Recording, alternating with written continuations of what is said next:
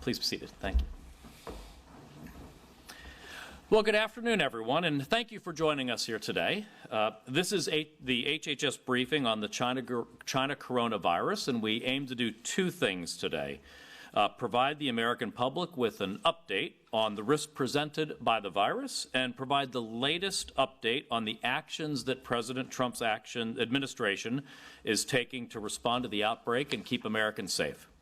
I'm joined today by Dr. Ann Schuchat, the Principal Deputy Director of the Centers for Disease Control and Prevention in Atlanta, Dr. Tony Fauci of the National Institute of Allergy and Infectious Disease, Dr. Robert Kadlec, HHS's Assistant Secretary for Preparedness and Response, and Dr. Stephen Hahn, the Commissioner of Food and Drugs. As of this morning, we still have only 14 cases of the China coronavirus detected here in the United States, involving travel to China or close contacts with those travelers. We have 3 cases among Americans repatriated from Wuhan, and we have 40 cases among American passengers repatriated from the Diamond Princess in Japan. I want to thank the responders and communities that have worked with HHS and the administration to provide these Americans with the treatment they need. I'm also grateful to the governors and other state and local leaders who have worked with us in close partnership so far. The immediate risk to the general American public remains low. But as we have warned, that has the potential to change quickly. There is now community transmission in a number of countries, including outside of Asia. That's deeply concerning, and community spread in other countries will make successful containment at our borders harder and harder.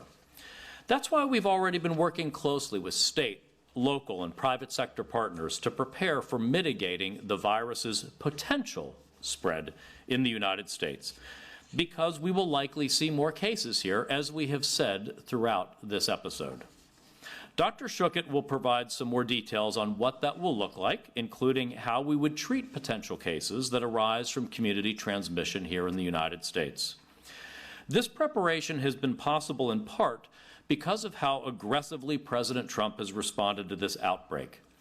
As soon as we knew of the threat presented by this novel virus, public health leaders were monitoring it and beginning to prepare. The travel restrictions that the President put in place at the beginning of this month have given our country valuable time to continue to prepare, and that is precisely what those measures were designed to do. That includes working with Congress. Yesterday, the White House sent a request to Congress to make at least $2.5 billion in funding available for preparedness and response. There are 5 major priorities within the supplemental request, which I underscored this morning before the Senate Appropriations Committee. First, we need to expand our surveillance work, building on an existing system we have within CDC's influenza surveillance network. Second, we will need funds to support public health preparedness and response for state and local governments for what could be a very large-scale response. We don't know, but we must prepare for that just in case. This support complements the significant funds that these partners have received from CDC for preparedness, about 2/3 of $1 billion a year in recent years. Third and fourth, we need to support the development of therapeutics and the development of vaccines.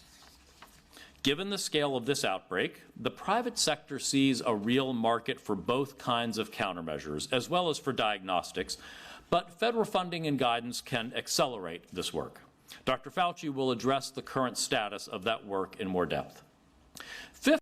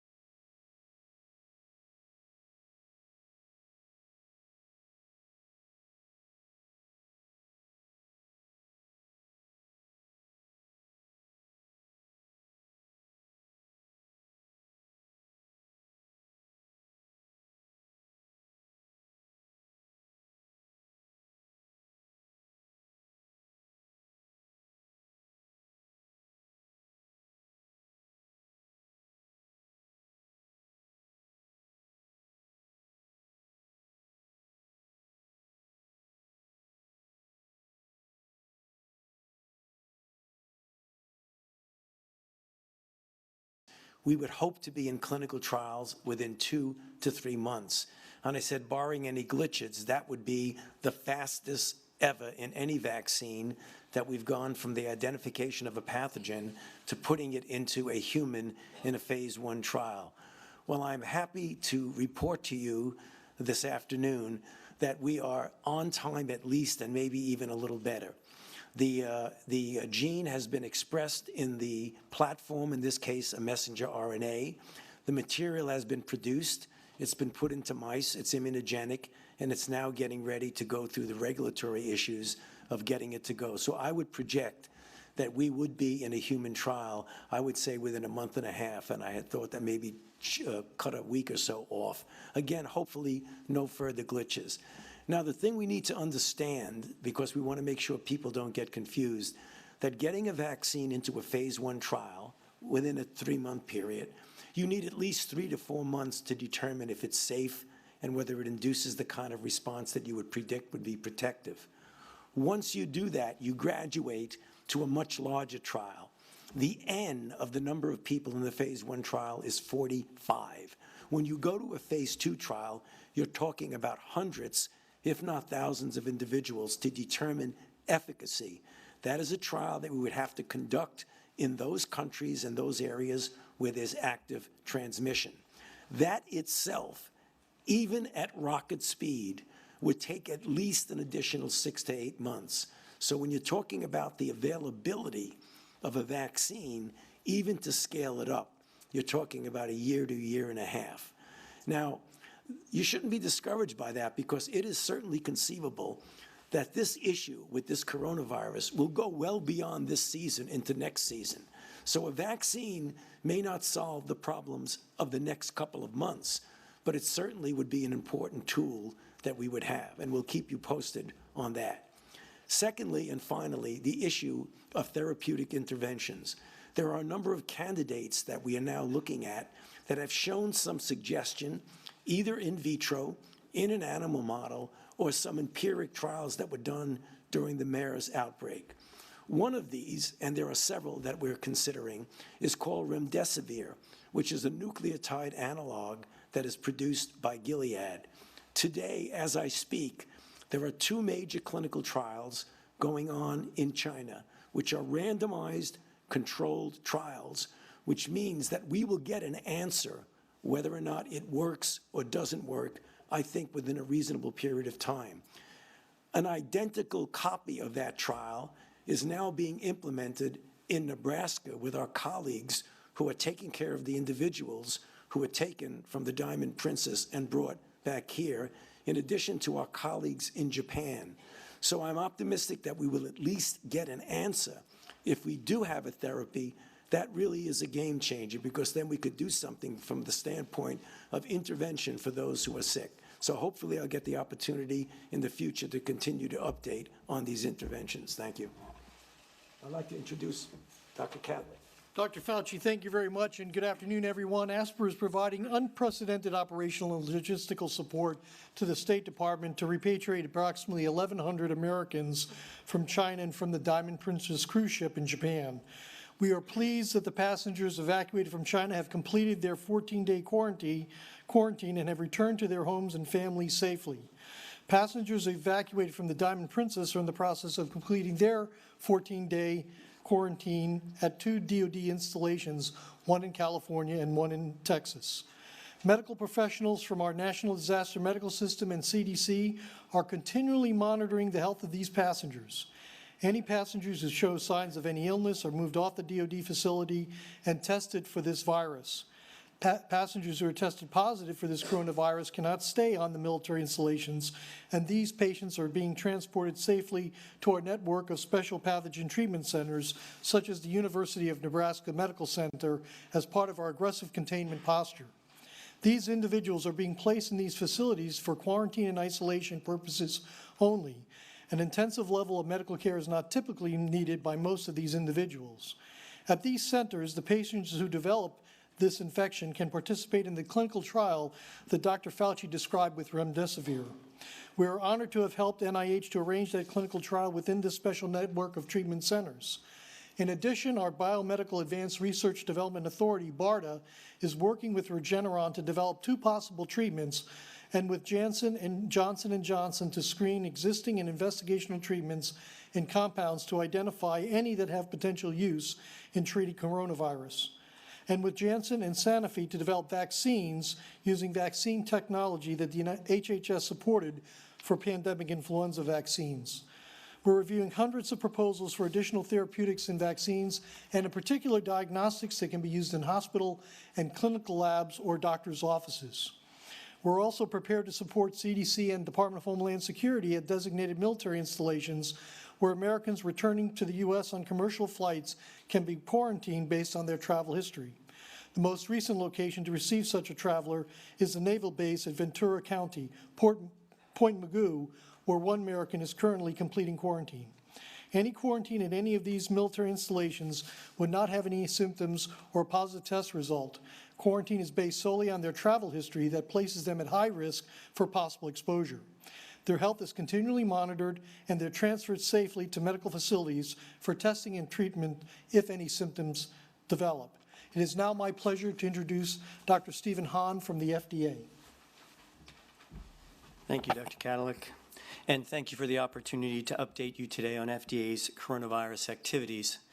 The FDA plays an essential role in overseeing our nation's medical products as part of our vital mission to protect and promote public health, including during public health emergencies. The FDA is an active partner in the novel coronavirus response, working closely with our government and public health partners across the U.S. Department of Health and Human Services, as well as our international counterparts. Our work is multifaceted, focusing on actively facilitating efforts to diagnose, treat, and prevent the disease, surveilling the medical product supply chain for potential shortages or disruptions, and helping to mitigate such impacts as necessary, and leveraging the full breadth of our public health tools as we oversee the safety and quality of FDA-regulated products for American patients and consumers. I'm happy to answer questions about FDA's activities, but I'll provide a few updates. First of all, the supply chain. FDA is keenly aware that the outbreak will likely affect the medical product supply chain, including potential disruptions to supply or shortages of critical medical products in the U.S. We are proactively reaching out to hundreds of medical product manufacturers to gather information about the supply chain. First, it's important to note that FDA is not aware of any medical product shortages at this time. We are, however, monitoring several products that might be at risk, particularly personal protective equipment, but we do not have any manufacturer shortages to report. Please be assured, if a potential shortage or disruption of medical products is identified by the FDA, we will use all of our available tools to react swiftly and mitigate the impact to U.S. patients and healthcare professionals. And we will take steps to quickly share that information with the public. With respect to inspections, for February and March, FDA has identified approximately 100 scheduled inspections in China, the vast majority of which are routine surveillance inspections. Those inspections are just postponed at this time and will be conducted at a later date. It's important to remember that these delayed routine surveillance inspections can happen at any time during the year. And while inspections in China are delayed secondary to the State Department travel advisory, we will send investigators to other parts of the world to ensure we are on schedule for our planned inspections for the year. Also would like to remind everyone that the inspections are just one tool that FDA can use to monitor compliance and to help prevent products that do not meet FDA standards for entering the U.S. marketplace. This process has a number of layers in place and is not solely reliant on boots-on-the-ground inspections. Overall, this remains an evolving and very dynamic issue that we will vigilantly monitor. We are committed to continuing to communicate with the public as we have further updates. Thank you. Great. Thank you, Dr. Hahn. At this point, why don't we open it up for questions? Yes, here. If you could just wait for the microphone so the TV cameras can hear your question. Thank you, Secretary Arthur. I'm Olivia Zhang with China's Taixing Media. My first question is, as China's coronavirus cases seems to be contained, while there are other countries like Italy, Japan, or South Korea seems expanding, I wonder, are you considering loosen the travel restrictions regarding foreigners with travel history from China while considering imposing travel restrictions with, travel histories regarding the above 3 countries. And also, I noticed that you were still referring the COVID-19 as China coronavirus. Well, I think WTO changed this to COVID-19 because they think the China coronavirus might lead to like xenophobia or racism. Do you think it's proper to still refer it to China coronavirus? Thanks. So we intend to keep our travel restrictions with regard to China in place at the moment. The virus is still spreading in China. We're still having hundreds of case reports per day. If that's capturing all of the information, we're still seeing dozens or more fatalities reported per day. We certainly hope that China is able to engage in effective containment measures to slow the spread of this virus down, but there's nothing at this point that would indicate a change in our posture towards our aggressive containment measures with regard to travel in China. It's important, though, to remember we've been very moderated and titrated in those travel measures. They simply are based on 14 days, which is the maximum predicted incubation period. And so an individual who has been in China for the previous 14 days, who is a foreign national, would not be permitted to enter the United States, and an American or permanent resident would be permitted to return to the United States, of course, but asked to home isolate during the completion of a 14-day period outside of China. That is not a ban. That is a temporary restriction in line with the public health measures that we're taking. So we've tried to be very respectful towards travel. And of course, those restrictions are not based on other than American and permanent resident versus non-Americans, really as a matter of focusing our resources. They're not based on the ethnicity of an individual or anything else, because as you mentioned, it is important that we not engage in any, that people not believe that because of somebody's ethnicity, they're more likely to have this disease or not. Our criteria are all based on travel in affected areas and warning people about travel in infected areas based on the epidemiology and the evidence. So, Brianna, did you have her? Yep. So thank you, Secretary Azar. So the CDC said this morning that Americans should prepare for their everyday lives to potentially be disrupted by the inevitable spread of the coronavirus in the U.S. Your comments haven't gone quite as far, and the president also tweeted that everything is under control. Can you address the difference in messaging? And then secondly, given what you know now, are you expecting community spread in the U.S. in the near future? And how confident are you that the U.S. is prepared to respond? Okay. Let me ask Dr. Schuchat if she could speak to the CDC's discussion this morning. Thank you. Yeah, thank you. I think Dr. Missonier talked about the potential for community transmission and helping Americans think about what that would mean. I think to help Americans frame what to expect, it's helpful to think about a bad flu year or even the 2009 pandemic, where in different locations at different times, the circumstances require different measures. The idea of exactly what that will look like in the United States is hard to say. And of course, the images we've been seeing from China, from Hubei province, are quite different from what we would expect in the US context. So I think what's really important for people is to stay informed, stay aware, and to learn about the circumstances. We really think everyday measures like covering your cough or sneeze, staying home when you're sick, are very important. And of course, the evergreen wash your hands. We do know that at the beginning of the H1N1 pandemic, schools were closed. That's one of those social distancing community mitigation tools. Well, schools were closed briefly until we learned more about the virus and what to expect, and we realized that the trade-off between the disruption of school closures and the benefit of school closures for that particular virus, the equation suggested we didn't need to do that, and instead we moved to a message of children staying home when they were sick. So I think Dr. Missonier's comments were really to frame what might happen in the future. It's very important to say that our efforts at containment so far have worked, and the virus is actually contained here in the United States. We don't want to delay thinking about other possibilities, and it was really an educational moment that she talked about. Yes? Yeah, hi, this is Issam Ahmed with AFP.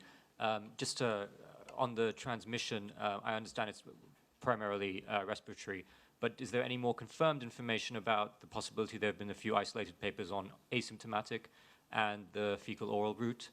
And for the FDA, the question was, what sort of personal protective equipment are we talking about? Face masks and that sort of thing? Yeah. Great. Let me ask Dr. Fauci, perhaps, and then Dr. Hahn. So anecdotally, it's clear that there are people who were judged to be asymptomatic when questioned, who very likely transmitted infection during the period of time that they were in the asymptomatic state. The question is that a predominant modality of transmission, what we call a driver of an outbreak, or is it one that's minor? From talking to people who are over there now, and we're getting more and more information as papers come in to look at, to review, it looks like, A, it does occur, but B, it is not something that is the predominant way that it's transmitted.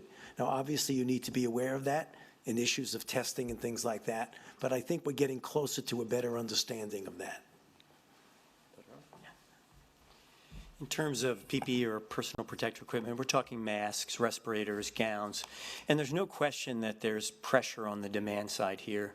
So we're keeping a very close eye on this and a forward-leaning approach because we may in fact see some effect on the supply chain there. Yes. Sophie Tatum with ABC News. Earlier today, members of Congress had a lot of questions about whether or not the emergency supplemental request would be enough. And I guess, can you kind of offer some insight in how you guys came to that number and why you feel like that will suffice? Sure. So the supplemental request would authorize $2.5 billion of spending. First, it's important to know that's money to be spent in 2020. So that's between now and September 30th of this year. We would have a provision authorizing carryover spend into 2021 fiscal year if needed, but it really is this year's spending. And what we told the appropriators is we're in the middle of looking at the next year's appropriation. So let's work together on that on top of, in addition to any additional needs. And we'll have a lot more learning. We're learning every day and every week more about this virus and the disease progression, and that will help inform those longer-term discussions about 2021. Now, as to the $2.5 billion, as I said, 5 key areas. First, we've got to expand our surveillance system to be more comparable to what our flu surveillance system is like. We want to test people with flu-like symptoms or any potential symptoms that would resonate with the coronavirus so that we can ensure that we have rapid detection if anybody's getting this. So that's part of the scale up there. The second is our state and local partners are the front lines of any kind of public health response. We fund about half of state and local public health already, and $675 million a year of emergency response, but we know there will be additional needs with lab testing, contact tracing, et cetera. Third, vaccine R&D. Dr. Fauci talked to you about that. We want to put multiple bets on the table. We have $1 billion in there for vaccine development. We want to have multiple bets on the table. And we want to speed that along as quickly as possible. Now, we can assess whether there's a need for us to make the market in terms of purchasing. Frankly, this has such global attention right now, and the private market players, major pharmaceutical players, as you've heard, are engaged in this, that we think that this is not like our normal kind of bioterrorism procurement processes where the government might be the unique purchaser, say, of a smallpox therapy. The market here, we believe, will actually sort that out in terms of demand, purchasing, stocking, et cetera, but we'll work on that to make sure that we're able to accelerate vaccine as well as therapeutic research and development. Multiple bets on therapeutics also, as Dr. Fauci referred to. And then Dr. Kadlec will lead our efforts, in addition, on personal protective equipment procurement, for instance, scaling up acquisition of N95 face masks, which would be primarily used for healthcare providers to protect them in multiple interactions in the community. Our advice remains, as it has been, that the average American does not need a N95 mask. These are really more for healthcare providers, and also gowns for use in hospital settings, gloves, et cetera. It's that type of equipment that we would add to our existing stockpiles there. Thank you. Yes, back there. Mr. Secretary, Chris Van Cleve, CBS News. And then we'll go to you. Thank you. Please. Okay. I was,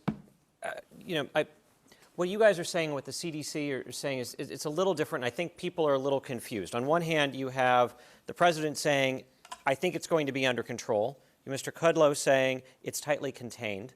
You have Senator Graham saying it seems to be getting worse, not better, and the CDC saying that Americans need to prepare because this might get bad. Which is it, and what exactly do they need to do to prepare? So I'm going to ask Dr. Schuchat to talk about some of the advice, but let me start by saying we're trying to engage in radical transparency with the American public as we go through this. Each of those messages is accurate, but addresses a particular aspect of what we're talking about. So, for instance, abroad, this is spreading quite rapidly. In the United States, thanks to the President and this team's aggressive containment efforts, this disease, as Dr. Schuchat said, is contained. We are now 2 weeks with no additional U.S.-based cases. 14 cases on February 11th, 14 cases today. That is remarkable level of containment here in the United States. The only additional cases we have are ones we imported as part of our humanitarian repatriation efforts.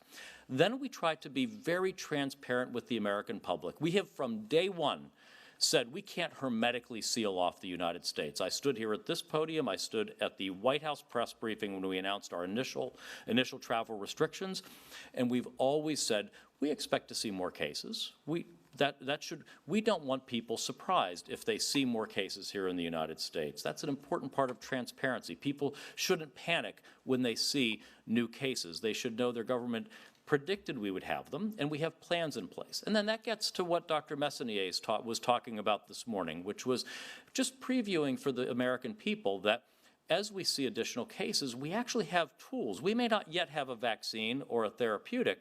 We have public health tools of mitigation that we can and will use, and it's important for people to know we aren't helpless. We have tools. We have, as Dr. Schuchat said, we have actually a defined playbook for taking steps to help if we do see community spread.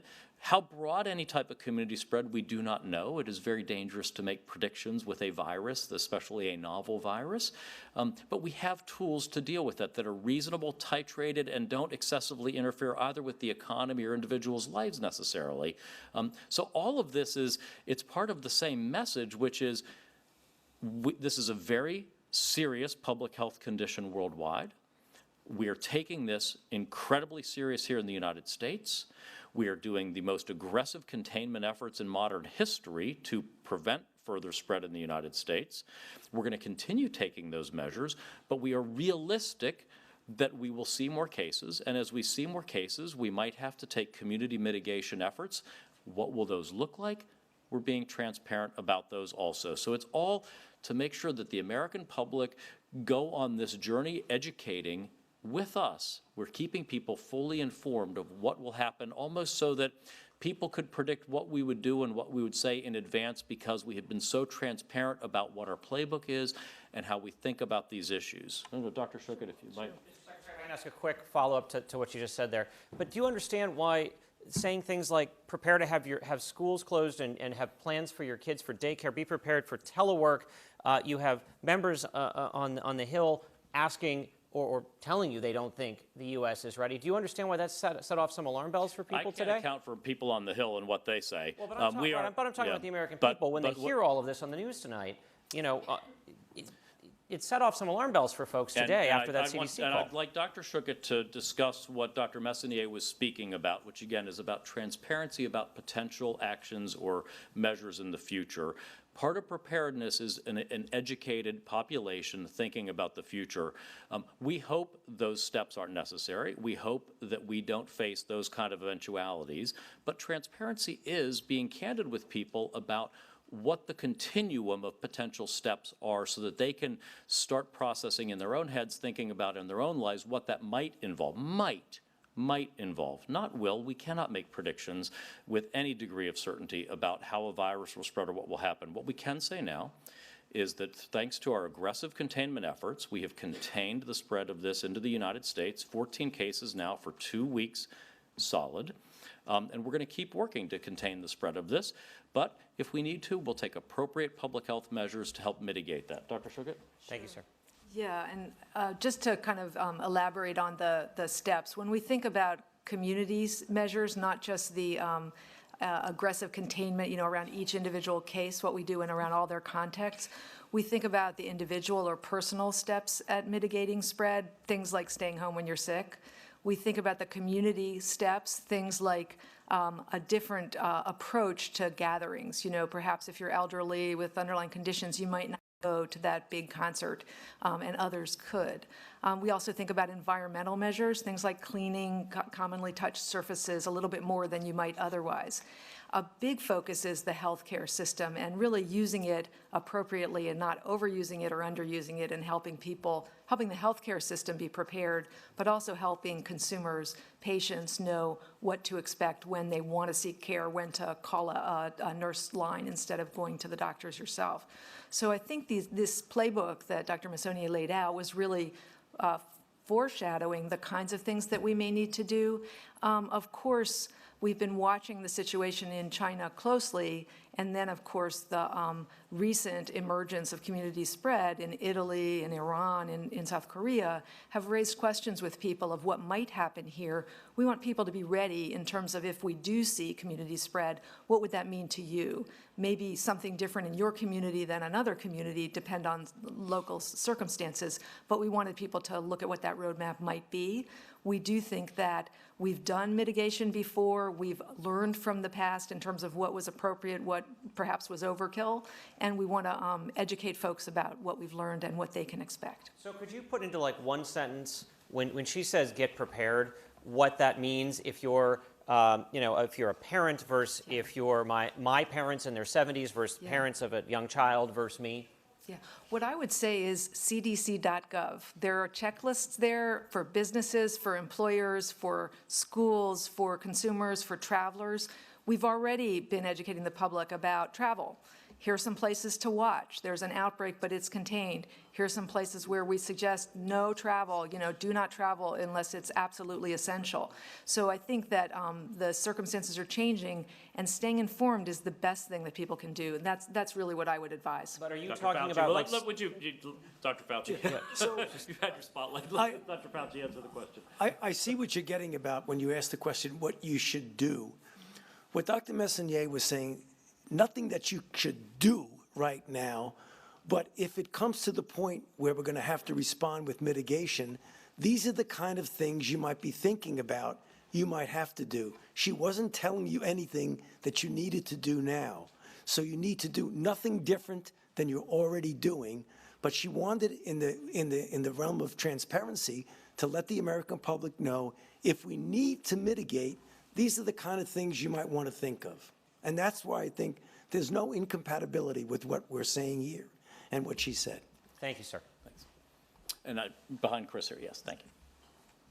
Hi, Jeannie Bauman with Bloomberg Law. Thank you. I wanted to ask about the influenza surveillance system and the use of it, and if you're seeing an increase in flu-like or pneumonia symptoms that end up testing negative, that could potentially indicate that the coronavirus might be circulating, and then separately, when do you think the Sentinel system for the coronavirus might be up and running? Yeah, thank you for those questions. Our influenza surveillance uses a number of different approaches, and every week we update that data at cdc.gov in FluView. What we're doing is adding a test for coronavirus to the individuals who are presenting with influenza-like illness. We're still in the midst of influenza season, and a very high proportion of those specimens are showing influenza of one type or another. But as we add the coronavirus, we hope to detect, before it gets widespread, the occurrence of this if it is out there in the community. We're already beginning this effort in 5 sites, and that'll be kind of rolling out over the next couple weeks, and learning from that how to expand it throughout the nation. So essentially it's adding the PCR or polymerase chain reaction test for coronavirus to the other testing for influenza that the public health labs are already doing in this influenza surveillance system. Thank you. One last, how about in the back there? Thank you. Oh, I'm Carol Pearson. I'm with the Voice of America. Just for a reality check, I would like to see a comparison between the lethality and transmissibility of this novel coronavirus with influenza, the current strain that's going around. And I would like to also find out if During the Ebola outbreak in West Africa between 2014 and 2016, the CDC helped the Liberian government run PSAs about how to protect yourself from getting this. Given the fact that an MIT study just showed that only 6 to 7% of people wash their hands properly, meaning 15 seconds with soap and water, are there any plans for that? Thank you. Dr. Fauci, perhaps could you talk about the comparability, or Dr. Shukas, either of you? Will you do the hands? I'll do the question. So, Carol, a standard flu seasonal flu, the lethality is 0.1%. Right now, depending upon what the denominator is, the lethality for the current coronavirus infection is somewhere around 2%. You know, if you do different studies that are coming out, 2.5, 2.6, 1.9, about 2%. If you compare it to the SARS outbreak, it was 9 to 10%. MERS was 36%. And then if you go through the history of pandemic influenzas, depending upon the year, anywhere from 0.5, 0.6%. When you get to the 1918, it's 1.5 to 2%. Yeah, and in terms of the consumer education and hand washing, we are always trying to promote hand washing, and that's a core message for childcare kids and for the American public during influenza season. And I would expect to see more of the types of approaches to promoting hand washing, perhaps trying to integrate a little bit more of the innovative approaches and not the old sort of PSA approach. Great. Thank you all very much, and we're going to keep trying to do these briefings. I want to make sure they're as regular as possible so that you and the media have access to us to get your questions answered. Of course, we have our regular CDC morning briefings approximately 2 to 3 times per week, as well as other events where we've got almost, I think, every single day senior leaders out in the media. But we're going to keep doing that to make sure we're very available and giving you information and assessments as we have that. So thank you very much.